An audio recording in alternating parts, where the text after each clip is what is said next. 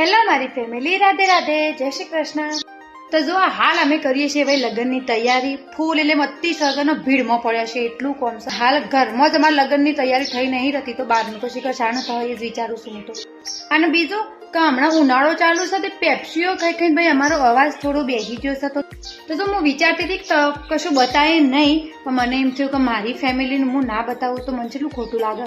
તો તમને હું મારી ચણિયાચોળી બતાવવા જઈ રહી છું, મારા લગ્નની ચણિયાચોળી એક ઝલક, અમારા ચણિયાચોળીની એક ઝલક બતાવું તમને।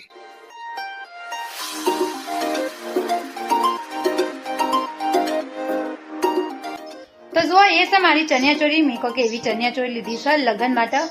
જો આ ચણિયાચોળીમાં બે દુપટ્ટા આવે છે, એક વેલ્વેટનો દુપટ્ટો છે અને એક નેટનો દુપટ્ટો છે, અને અમે બે યુઝ કરવાનો છે, મતલબ બે દુપટ્ટાનો હું ઇસ્તેમાલ કરવાની છું પૂરેપૂરો। તો આ વિડીયો બ્લોગ ખતમ કરીએ એના પહેલા હું તમને બધાને એમ કહેવા માંગુ છું કે તમારા લોકોના લીધે હું છું, બરાબર? મારા લીધે તમે નહીં, તમારા લીધે હું છું। તમે મને આટલું સપોર્ટ કરો છો, મને આટલું પ્રેમ આપો છો, તો અંદરથી તો હું મારો ઉભરો મારતો નહીં અમુક ટાઈમે કે હા કેટલી મસ્ત ફેમિલી મળી છે મને। એટલા માટે હું તમને કહેવા માંગુ છું કે થેન્ક યુ સો મચ। અને મારો થેન્ક યુ કહેવાનો તરીકો થેન્ક યુ